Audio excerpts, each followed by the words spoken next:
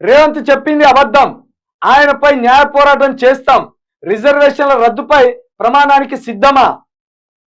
రేవంత్ కేటీఆర్ కు సంజయ్ సవాల్. ఇక ఈయన ఒక పని చేయి, ఏం చేయాలి అంటే ఇప్పుడు రిజర్వేషన్ల రద్దుపై ప్రమాణానికి సిద్ధమా అంటే ఇక భాగ్యలక్ష్మి టెంపుల్ దగ్గరికి పోయి, ఇక భాగ్యలక్ష్మి టెంపుల్ దగ్గరికి పోయి తడి బట్టలతోటి ఇగో ఏషం గట్టిగా తడి బట్టలతోటి వచ్చినా ఇక అందరం కలిసి ప్రమాణం చేద్దాం.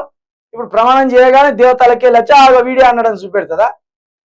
కోర్టులు ఉన్నాయి, చట్టాలు ఉన్నాయి, దానికి సంబంధించి వీడియో ప్రూఫ్ ఉంటుంది, లేకపోతే ఆడియో ప్రూఫ్ ఉంటుంది, సాక్షులు ఉంటారు. ఇది చట్ట ప్రకారం శిక్షించవలసింది. భాగ్యలక్ష్మి టెంపుల్ దగ్గరికి పోయి ప్రమాణం చేస్తానో, రాముల వారి గుడి దగ్గరికి పోయి ప్రమాణం చేస్తానో, లేకపోతే చర్చికి పోయి ప్రమాణం చేస్తానో, మసీదుకి పోయి ప్రమాణం చేస్తానో దొంగలు దొరకారు, శిక్షలు పడాయి. కాబట్టి ఈ కథలు మానుకో. ఈ అజ్ఞానమైన కథలతోటే నువ్వు ఆగమైనో, నువ్వు మూర్ఖునివి అని తెలిసిపోయినావు ఈ సమాజానికి. ఇక ఈసారి నిన్నుకొక్కడు కూడా ఒకటేడు చూడు, కరీంనగర్లో బండి సంజయ్ చిత్తుగా ఓడిపోతాను.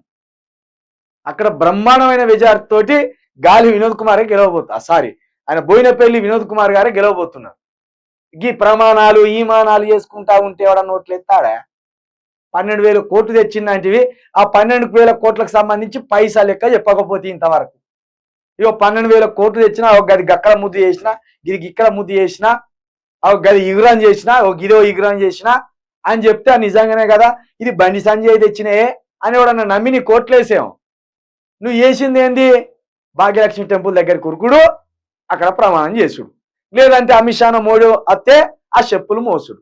ఇక్కడనే ఆగిపోయింది నీ పనితనం అంతా. కాబట్టి నిన్ను ఇక ప్రజలు వద్దనుకుంటాను, కరీంనగర్ ప్రజలైతే నిన్ను చీ కొడతాను.